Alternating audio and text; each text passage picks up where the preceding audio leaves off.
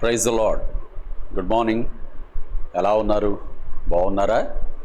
ఈ ఉదయకాల సమయంలో దేవుని కృపను తలపోసుకుంటూ దేవుని నామానికి కృతజ్ఞతాస్తుతులు చెల్లిస్తూ ఉన్నాను. ప్రార్థన చేసుకొని ఈరోజు ప్రభు మనల్ని బలపరచడానికి మాట్లాడనై ఉన్న వాక్య సందేశాన్ని మనం విందాం. ప్రార్థన. ప్రేమగల తండ్రి, మా మంచి యేసయ్య, గతించిన రాత్రంతా నాయన మీరు మాకు తోడుగా ఉండి చక్కటి విశ్రాంతిని అనుగ్రహించి ఈ నూతన రోజును మా జీవితంలో మీరు పొడిగించారు కనుక మీ వాత్సల్యత ప్రభువా మా పట్ల నూతనమైన నాయన మీకు కృతజ్ఞతలు సమర్పిస్తున్నాం. ఈ రోజును ప్రారంభించిన మేము నీ మాటలు ధ్యానము చేసుకోబోతున్నాం. మాతో మీరు మాట్లాడండి. మీరు ప్రభువా మా హృదయాలను ఈ రోజంతటి కొరకు నీ వాక్యము ద్వారా, లేఖనాల ద్వారా అయా స్థిరపరిచి సిద్ధపరిచి ముందున్న రోజంతా మేము నీ వాక్యాన్ని బట్టి నడుచున్నట్లుగా మాకు సహాయం చేయమని యేసు నామం ద్వారా ప్రార్థిస్తూ ధ్యానంలోనికి వస్తూ ఉన్నాము తండ్రి. ఆమేన్, ఆమేన్. ప్రభునందు ప్రియమైన దేవుని పిల్లలారా, ప్రతి క్రైస్తవ విశ్వాసి జీవితంలో ప్రార్థన చాలా ప్రాముఖ్యమైనది. ప్రార్థన పరిస్థితులను మారుస్తుంది అని పెద్దలు, దైవజనులు ఎన్నోసార్లు చెప్పడం మనమందరం విన్నాం.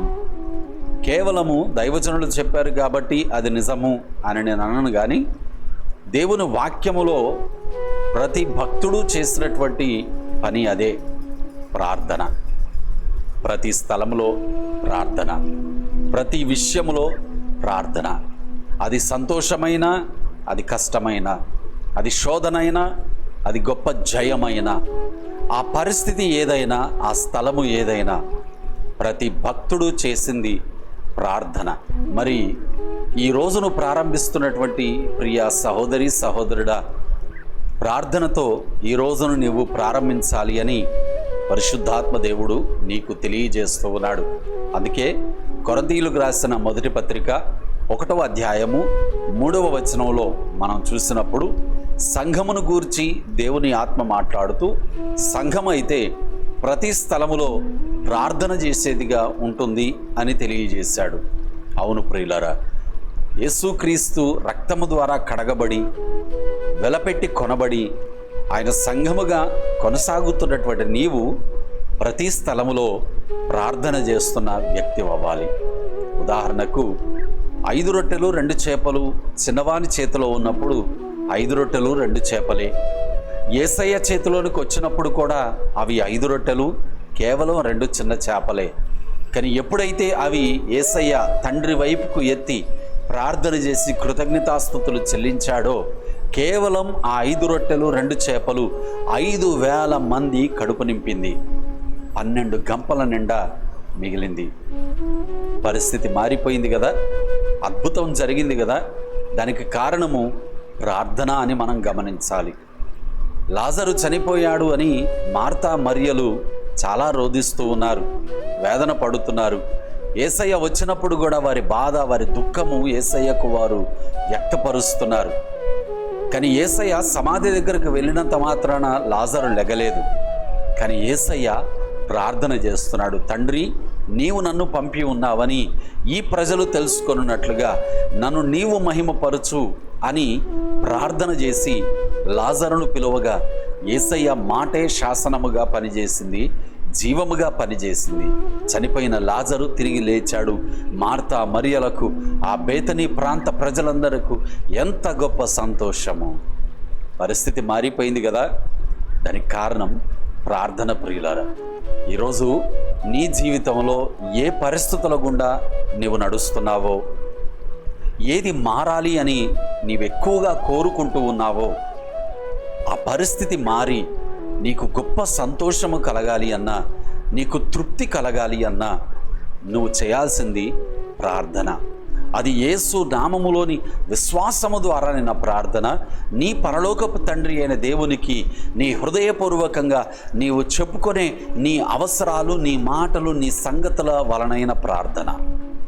ఈ ప్రార్థన ఎప్పుడైతే నీవు చేస్తావో, నీ పరిస్థితులను ప్రార్థన ఆలకించువాడైన యేసుక్రీస్తు తండ్రి అయిన దేవుడు మార్చేస్తాడు. అందుకే దేవుని వాక్యం అంటుంది, మనము ప్రార్థించినప్పుడు మన పరలోకపు తండ్రి మనకు సమీపముగా ఉన్నాడు. ఆమేన్. అవును ప్రియులారా, మన యేసయ్య మనకు సమీపముగా ఉన్నాడు. ఈ వాక్య సందేశం వింటున్నావా? అయితే నీకు యేసయ్య సమీపముగా ఉన్నాడు.